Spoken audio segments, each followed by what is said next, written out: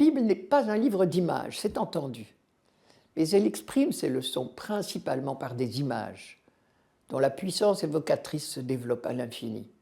Je pense aujourd'hui au mot « chemin ».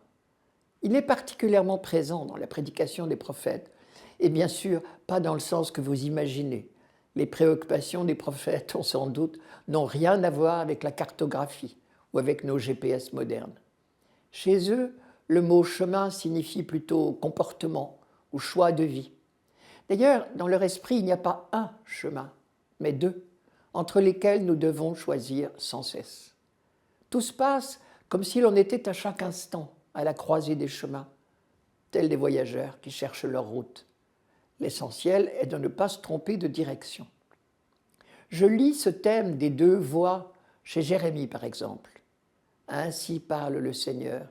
Je vais mettre devant vous la route de la vie et la route de la mort.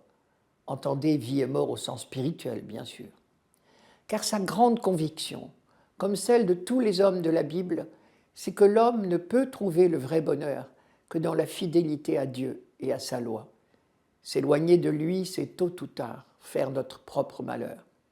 C'est le sens de ce que nous appelons les bénédictions ou malédictions dans la Bible. Isaïe, par exemple, emploie ce vocabulaire pour fustiger l'inconduite de ses contemporains. Malheur, ils déclarent bien le mal et mal le bien.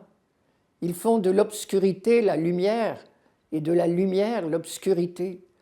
Ils font passer pour amer ce qui est doux et pour doux ce qui est amer.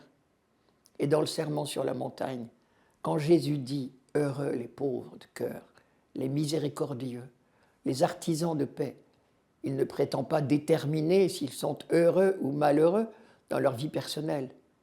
Il affirme seulement qu'ils ont choisi le bon chemin, car il n'y a pas d'autre route vers le royaume de Dieu que le choix résolu de la douceur, de la justice, de la miséricorde et de la paix.